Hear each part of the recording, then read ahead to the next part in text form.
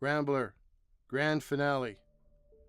We first realized Peter had been chewed when we were back in the Rambler and roaring along the QE. I'm bleeding, he said.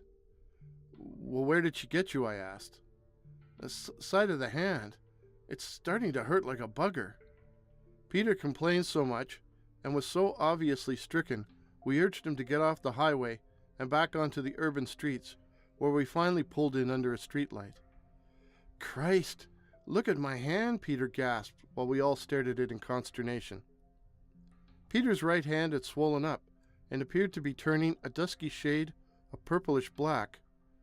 We've got to get you to a doctor quick, I said. Emergency at the hospital is only a few blocks from here, Wimp added. I don't think I can drive. We can hoof it, I said, trying to sound reassuring, but not really succeeding. We used our time on the way to help in attempting to come up with a plausible story to tell the old people, and settled on having Peter bitten by a dog. A large dog. He was practically delirious by the time we arrived, so I was the one who had to spin the yarn, first to a nurse, then to an intern. Wimp and I sat on the uncomfortable chairs in the waiting room for a long time, debating on whether or not to call Peter's old people, but we were too chicken and unwilling to listen to any lectures or scolding. Then we argued about whether we should go outside for a smoke, and in the end we agreed to take turns, although I suspected Wimp of firing off 2 butts while I was stuck inside.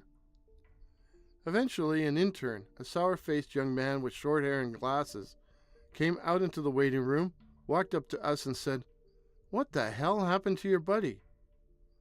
He got bit by a dog, eh?" Wimp said. "A dog with human teeth?" he shot right back, glaring at the both of us. We hadn't expected any questions, or at least not that particular question. "I'm perfectly familiar with the injuries caused by the bite of a dog," he continued, "and those teeth were human, not canine." We figured silence was probably the best policy, but I didn't like the way the intern was glaring at us, so I finally said, is it serious?" Just to say something. "I can't tell whether we're dealing with tetanus or with rabies." "Rabies? So what? Or who bit him?" You wouldn't believe us if we told you," I mumbled. Fortunately, Wimp was quicker than I was. "It was a female that done it," was all he said. Rabies? Tetanus? They saved the hand, but Peter says it still hurts.